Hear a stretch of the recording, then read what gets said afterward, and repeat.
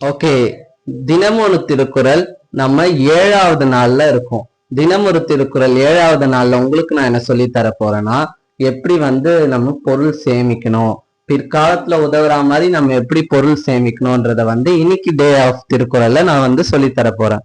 எப்படின்னா, திருவள்ளுவர் சொல்லி கொடுத்திருக்காரு ஈகை.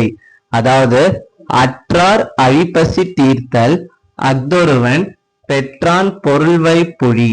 அப்படின்னா, வறியவர்களுடைய கடும் பசி, அழிப்பசினா கடுமையான பசி, அற்றார் ஒண்ணுமே பொருள் இல்லாத வறியவரோட கடுமையான பசிய தீர்க்கணும்.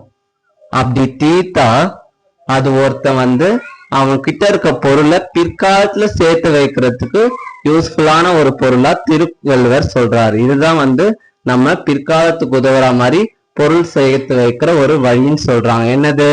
அற்றார் அழிப்பசி தீர்த்தல், வறியவரோட கடுமையான பசியை தீர்க்கிறது, நம்ம கிட்ட இருக்க பொருளை பிற்காலத்துல நமக்கு உதவுற மாதிரி கொண்டு போய் சேர்க்கிறது அப்படின்னு சொல்றது யாரு? திருவள்ளுவர். ஓகே, இப்ப டேஷ் பெற்றான் பொருள்வை புழி. மேற்காணும் குறளில் ஒருவன் பிற்காலத்தில் உதவுமாறு பொருள் சேர்த்து வைப்பதற்கு வள்ளுவர் கூறும் குணம் யாது?